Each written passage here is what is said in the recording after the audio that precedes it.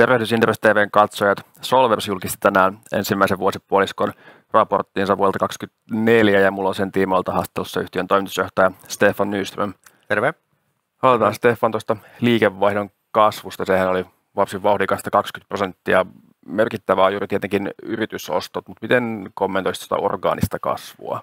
No sen verran, että se oli positiivinen, mutta se oli kyllä niin kuin siinä niin kuin prosentin luokkaa, että kyllä se niin kuin suurin osa tuli noista yritysostoista.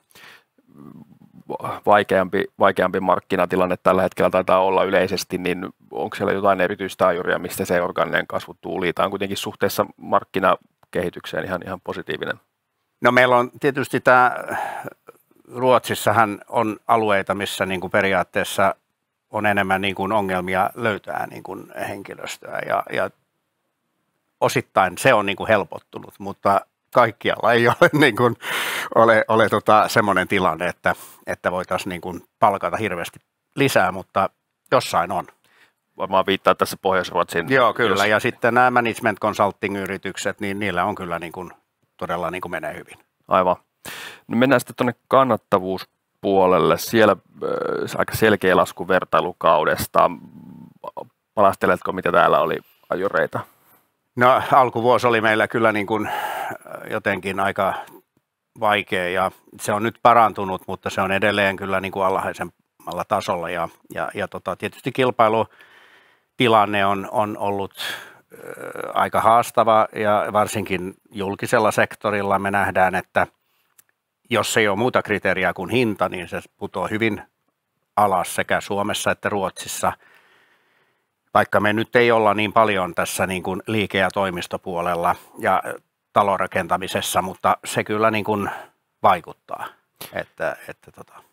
Tarkoittaako niin kuin alhainen hinta käytännössä, että jotkut tekee jopa nollakatteella vai millaisesta hinnoittelusta? Joo, me nähdään kyllä, että pahin esimerkki on yksi kilpailija, joka otti yhden työn ilmeisesti referenssimielessä ilmaiseksi. Niin silloin kyllä on niin kuin, mutta sanotaan näin, että moni ehkä ajattelee näin, että okei, että jos saa työkustannukset katettua, niin on parempi kuin lomautuksia. Aivan. Että sehän tietysti ei tarkoita sitä, että joku yritys niin kuin ottaisi kaikki ne projektit sillä hinnalla, mutta ehkä niin kuin täydentää ne, että saa niin kuin, ikään kuin tilauskanta täynnä. Eli hinnoittelupaineita on. Joo. Jos jatketaan tuosta markkinatilasta yleisesti, niin tässä on ollut jonkunnäköinen laskusuhdanne jonkin aikaa ja varmaan on moni muukin, mutta itse arvioinut, että tässä varmaan nyt ollaan oltu siinä vaikeimmassa tilanteessa tällä hetkellä, että viime vuonna tilauskannat olisi laskenut ja sitä kautta kysyntä olisi alhaisin. Onko tämä oletus mielestäsi oikea? Onko... Joo, nyt mä luulen, että se niin kuin pahin näyttäisi olevan ehkä ohi. En osaa nyt ihan varmasti sanoa sitä, mutta siltä se vähän näyttää, että jos katsoo meidän yrityksiä, niin se on tilanne parantunut nyt niin kuin Q2 aikana ja me nähdään, että syksy ehkä olisi parempi, mutta kaikkihan tietysti nyt riippuu siitä, että milloin oikeasti investorit uskaltavat niin kuin sijoittaa uusiin projekteihin.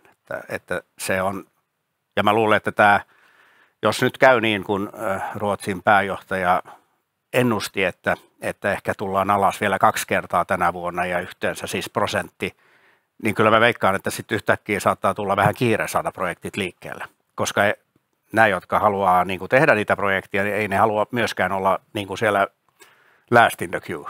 Aivan, eli voisi olla semmoista purkautumista, kysynnän purkautumista. Jatketaan vielä tuosta asuntorakentamista. Mehän tietää, että se on Suomessa varsin heikkoa ja mitä viittasit äsken tuohon hinnoittelupaineisiin, niin varmaan se on tietty avain myös sille, että asuinrakentaminen piristyisi, jotta hinnoittelupaine poistuisi. Onko Ruotsin asuinmarkkinatilanne samanlainen kuin Suomessa vai miten kuvailisit sitä?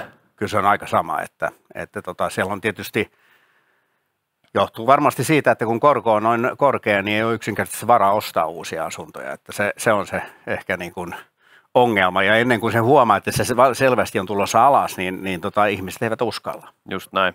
Eli voisi jokseenkin olettaa, että hinnoittelumielessä ei ihan lähiaikoina ole helpottamassa sitten tilanne. No ei, että mä luulen, että se riippuu aika paljon, että milloin niin kuin, kyllähän se varmasti on jo nyt vähän piristynyt se asuntokauppa, että kyllä se voi olla, että loppuvuotta kohti on niin kuin tilanne jo huomattavasti parempi. Just näin. Puhutaankin sitten tarkemmin tuosta loppuvuodesta. Tuntuu, että aika moni yhtiö lähti tähän vuoteen oletuksella, että loppuvuonna vähän markkina piristyy ja tämä on teidänkin näkymissä ollut ja nyt toistitte sen. Onko siellä jotain erityistä osa-aluetta, missä näette tosiaan sitä piristymistä, tai onko jossain yhtiössä tilauskannat korkeammalla kuin esimerkiksi alkuvuodesta? Joo, meillä on kyllä niin kuin tämmöisiä niin kuin potentiaalisia vähän isompia projekteja, jotka niin kuin, ainakin pari semmoista, ja mä olen melko varma, että ainakin yksi niistä lähtee. Ja se tulevat selvästi niin kuin vaikuttamaan meidän niin kuin, sanotaan order-stockiin positiivisesti. Sitten kyse varmasti on tämä, jos ajatellaan vuoden alussa, niin siellähän ekonomistit ja kaikki ennustivat, että tämä korko tulee laskemaan huomattavasti nopeammin kuin mitä se on laskenut. Ja mä luulen, että aika moni niin kuin odottaa nyt, että milloin. Kyllä. Ja sitten lähdetään investoimaan. Että teollisuus kyllä niin kuin jauhaa aika hyvin, ainakin Ruotsissa, ja mehän ei tehdä niin paljon teollisuutta Suomessa. Vaikka itse asiassa niin kuin, siellä niin kuin uudet tilaukset ja order stock on ehkä tullut vähän alas, jopa teollisuuspuolella Suomessa. Kyllä.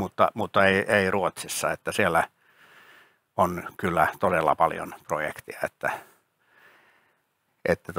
ehkä suurin kysymysmerkki on, että saadaanko riittävästi energiaa, että voidaan toteuttaa ne kaikki projektit.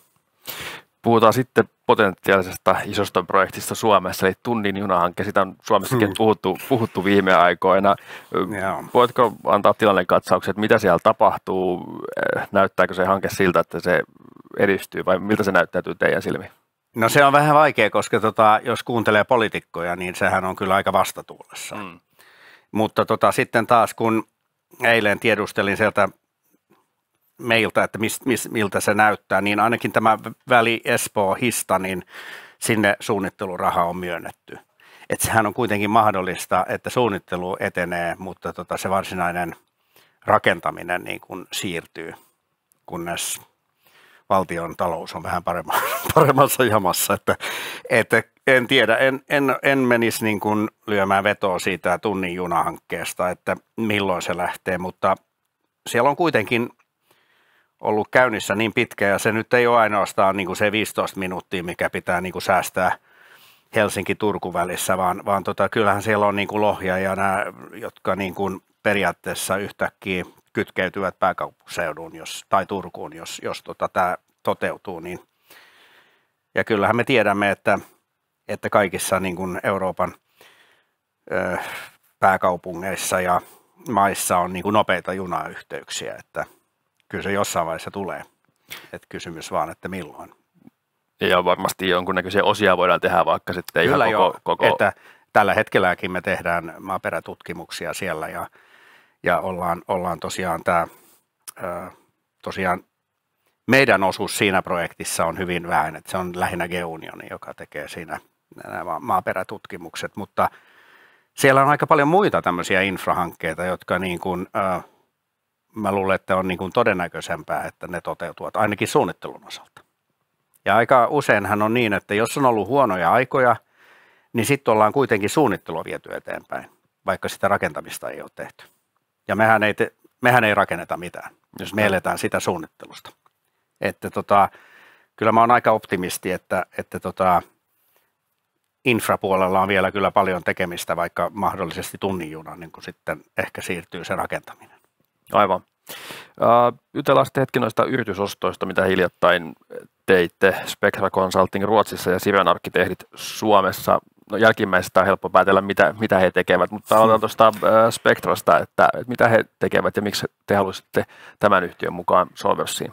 No sehän nyt on niin kuin periaatteessa ostettu sinne WiseGateen ja se niin kuin selvästi vahvistaa heidän niin kuin osaamista ja myös niin kuin laajentaa sitä portfoliota, mitä ne voi tarjota asiakkaille. Ne ovat aikaisemmin kyllä niin kuin tehneet yhteistyötä tämän firman kanssa, että musta tuntuu, että saadaan lisätekijöitä ja mahdollisesti sitten vähemmän hallintokuluja ja sitten ollaan myös kiinnostavampia niin kuin asiakkaiden silmissä, kun meillä on vähän laajempi portfolio, mitä me voidaan tarjota heille.